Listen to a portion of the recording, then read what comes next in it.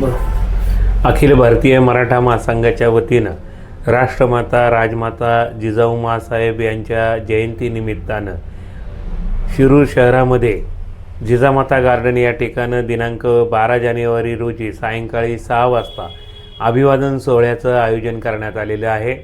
या अभिवादन सोहळ्याच्या निमित्तानं प्रसिद्ध शिवशंभू व्याख्याते राजेश पिंजन सरकार यांचं जिजाऊ तुम्ही होता म्हणून या विषयावर व्याख्यान होणार आहे।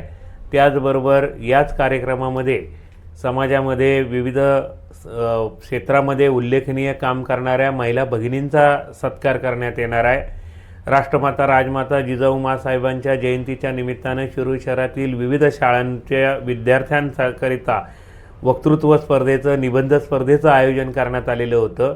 याही आता जिजाऊ माँसाहेबांच्या जयंतीनिमित्त ज्या स्पर्धेचं आयोजन करण्यात आलेलं होतं त्या स्पर्धेतील विजेत्यांना शिवचरित्र त्याचबरोबर सन्मान चिन्हाचं वाटप करण्यात येणार आहे। या सोहळ्याच्या निमित्तानं प्रसिद्ध उद्योगपती आणि शिरूर नगरपालिकेचे माजी नगराध्यक्ष आदरणीय प्रकाशजी धाडीवाल, महाराष्ट्र लोकसेवा आयोगाचे माजी अध्यक्ष किशोरराजे निंबाळकर, शिरूरचे आमदार माऊली कटके, माजी आमदार अशोकबापू पवार, त्याचबरोबर शिरूरचे तहसीलदार बाळासाहेबजी म्हस्के, पोलीस उपविभागीय अधिकारी प्रशांतजी ढोले, पोलीस निरीक्षक माननीय संदेशजी केंजळे, त्याचबरोबर शिरूर नगरपालिकेचे मुख्याधिकारी प्रीतम पाटील व शिरूर नगरीच्या नगराध्यक्ष ऐश्वर्या पाचरणे हे सर्व मान्यवर उपस्थित राहणार आहेत।